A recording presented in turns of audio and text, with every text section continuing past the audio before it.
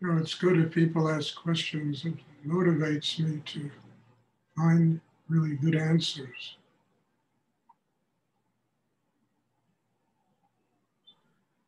I have a question, Stuart. Yes. Is it possible to live from such a deep place in your daily life, or do you sort of have to come out of it to meet people, work, and You know, it's a very good question, Skender, because in your daily life, I mean, I'll give you an example. Okay. I remember once I went to a class with my teacher, Rudy, that was so powerful and so profound that I literally, you know, floated back to my apartment from the meditation room. I was so deeply affected by the energy of that class. I met a friend of mine in the hallway of the apartment, and I started telling him about the class. And by the time I finished talking, the whole energy of the class was drained out of me. You know, and I looked at him and he looked like he was lit up like a Christmas tree, this guy, you know, from the energy that he took from me that came from that class. So, you know, when we deal with people on an everyday basis, we have to be conscious enough to understand how to deal with them. You know, we can't deal with them always from a profound place because most people don't live on that level of, say, consciousness. So we have to tune into them and say, well, how can I deal with them? What can, you know, so you talk about, you know, football and this and that, and it doesn't have to be a profound conversation because most people are just not ready for it. And part of the growth in this meditation class is truly developing the capacity to see what you have to do to, you know, in your daily living, how to relate to people, to situations, and not intimidate them, not threaten them with deep spiritual answers to everything, but to tune into what people are ready for and then converse and deal with them on that level. I mean, for so many years I was in business, you know, and I wasn't going to, you know, in dealing in the business I was in, I couldn't spend my time talking to people about the profound effects of Kundalini yoga. I mean, all they were interested in was money, you know, how much, can I, you know, so I had to attune myself to what people were bringing without allowing what they were bringing to drain me of my life and my energy. And that's a really good way of interacting with the world. And then you preserve the depth of the meditation, the depth of your inner work, and you don't just throw it away on people who basically are not interested. A lot of the times when we want to, you know, tell people about spirit, I mean, it's our ego talking, you know, it's not even real. So our work is to be able to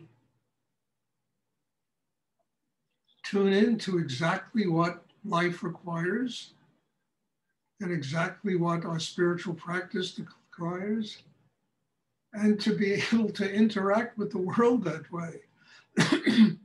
And I think it's a very good way to live.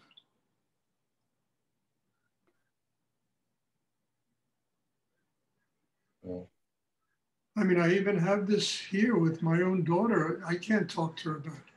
I talk to her about her job, her this, you know, the work she's doing, tell me about it. And she loves it because it gives her a way of communicating with me through successes that she's having in her life. But if I start talking about the profundity of meditation, I can suddenly see her turning off a bit from it. So I don't do that. How's your work? How's it going? And we have nice conversations that are full of love and they're full of joy and have nothing to do with Kundalini and deep inner meditation.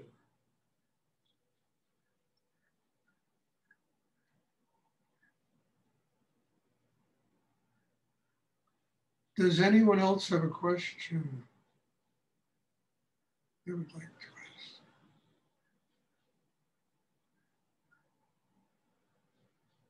I have another question. Yes, go right ahead. I'm wondering how strict I should be with what type of people I have in my life. Well, I think that's a good idea, Skenta. You know, if you want to hang out with a bunch of, potheads and junkies and, they're going to do nothing but like vampires steal your life from you. If you want to hang out with a lot of negative people and people that really have no depth of quality in them, I mean, they're going to take every ounce of energy out of it. They're going to steal your spiritual life.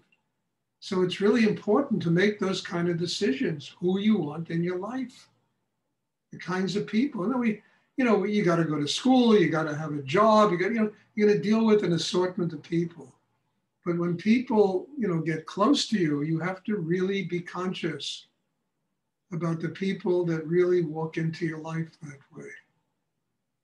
Because, you can have a literally coterie of vampires around you, people that are just sucking your life out of you.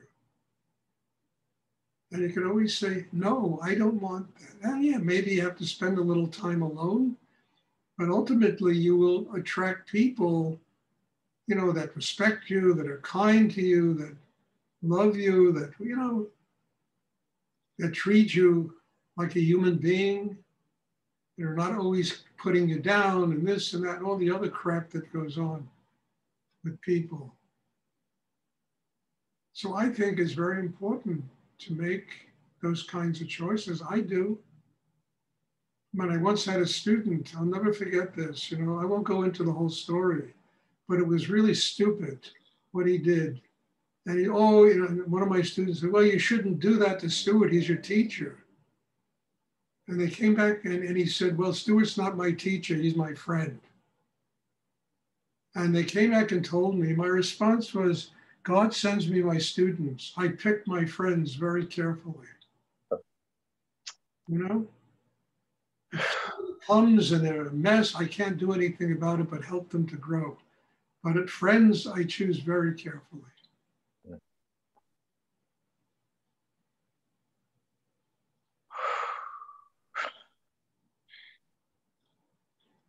Does anyone else have a question they would like to ask? Thank you for answering. You're welcome. You have to remember, you can't choose your mother, your father, your children. Whatever it is in those situations, you've got to learn how to grow and get bigger so you can deal with it with unconditional love. The rest of the world, you can, you can make decisions about who you want to spend time with.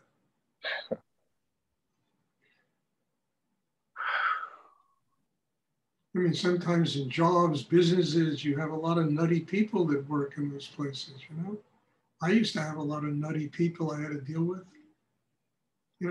Well, okay, I had to get strong enough to be able to do my business with these people without allowing them to suck my life out of me. So those people also served me in terms of my spiritual growth.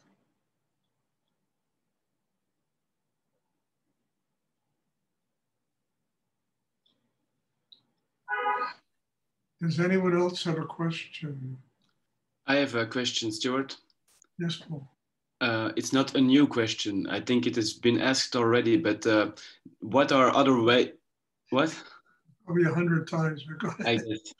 No, what are other ways to prevent energy leaking away after meditation? Because it leaks away also. How can you prevent it better, that it doesn't leak away? Well, Paul, it's going to leak. But the leak is not negative. It is just telling you that you got to get stronger inside. You have to build a chakra system that is directly connected with spiritual energy. That takes time and a lot of strength.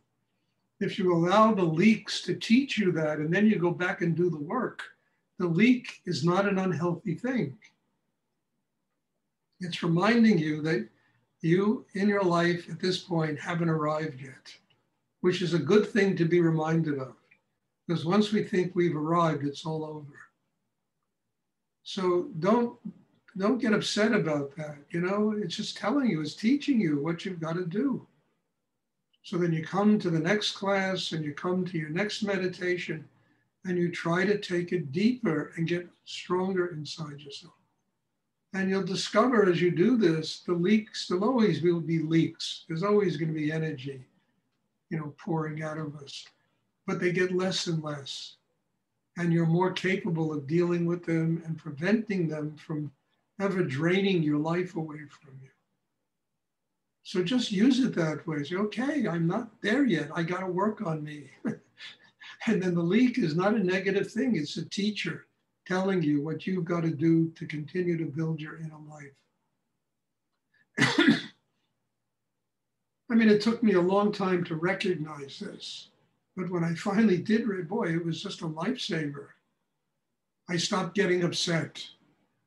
And I said, okay, Stuart, you got to smarten up. You have to understand how precious this energy is. And part of the learning process is learning conservation, how to conserve the energy. And that takes us to the next step. You've got to build a system inside, excuse me, that's strong enough to do it. And none of this is negative. It's all one's teacher.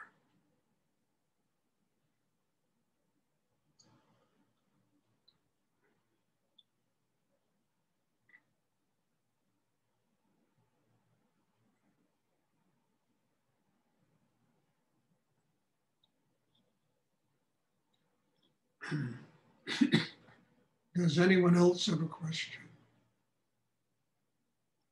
I hope this is all clear. This is not complicated stuff, but it's very powerful stuff and very profound stuff. Right in the basics of learning how to have a spiritual life. All of the questions today fit right into that category. The basics of what one has to do to have a spiritual life.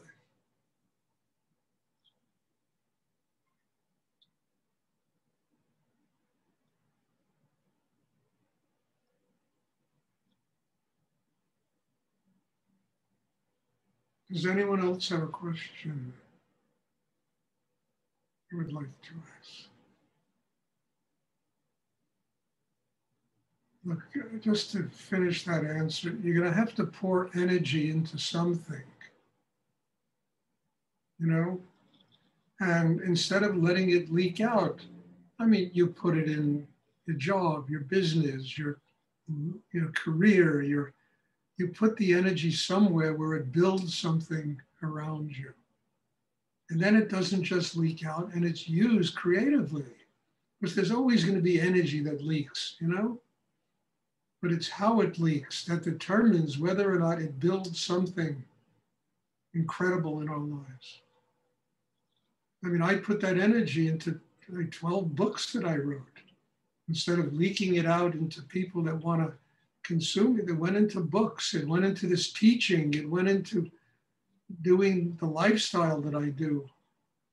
Because you got to use some of the energy, you know, you can't conserve all of it. But the whole point of this is to learn how to use it consciously.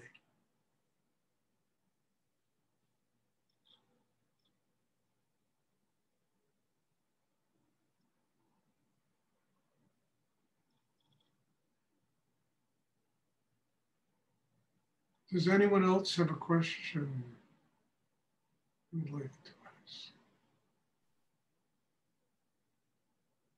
So Stuart, as a practical piece of advice, after this meditation, what would be the best way to conserve the energy or channel it, or what's the best? You are, Tonya, it's what, it's 8 o'clock at night?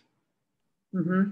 You know, just sit down and rest, read a book, you know, watch a television program. You know, don't go out and, you know, running around Rome and going to do this and that and the other. Just do things that can conserve the energy. Simple things. Go to bed early. That's a very good way of conserving the energy. Because when you sleep, you will absorb the energy of the meditation. It will go deep inside you. You know, don't let it interfere with the work you have to do. You do your work, and then you put some of that energy into the work that you do during the day. So you create a better life for yourself, you know, a more successful life for yourself. And then you use it all consciously. So, you know, look, after these classes, you know, here it's the afternoon, and actually I can't do too much because I sprained my ankle in the gym yesterday. So I gotta sit here and just absorb the energy.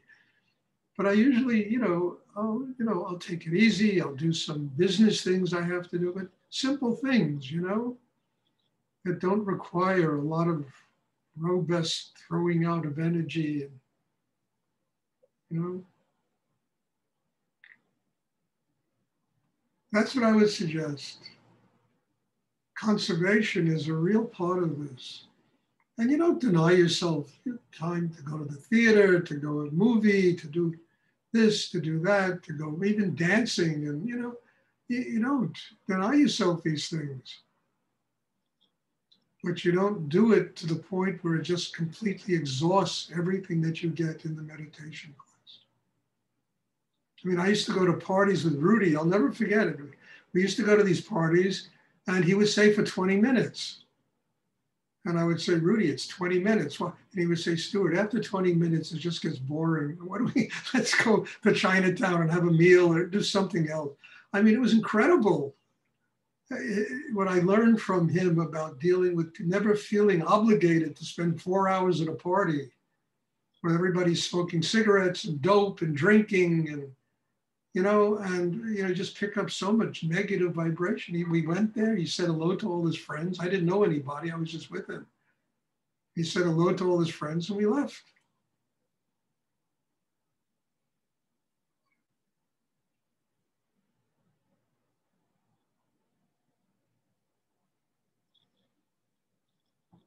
I figured it was so funny. Really, it's 20 minutes. Well, you need to spend more than 20 minutes here? I don't know. I said to him, it's okay, let's go.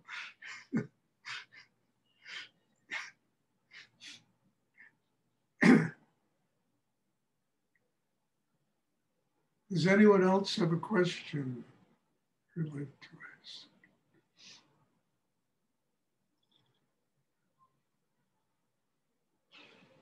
Okay, and all, again, out of gratitude and all humility, I can't tell you the joy I feel in my heart to do this with all of you and to bring these amazing things I've learned in my life to you. And I have a lot of gratitude for this and a lot of thanks for you all being here and participating in this and sharing in, you know, I would say probably one of the highest levels of my own humanity that I can offer. So God bless you all. Thank you. And there will be a class, what is it? Tuesday, so Thursday. And I'm looking forward to seeing people there. And bless you. Have a wonderful evening. God bless you too. God bless you. Thank you. Thank you. Bye. Bye. Thank you, Stuart. Yeah. Yeah, say hi.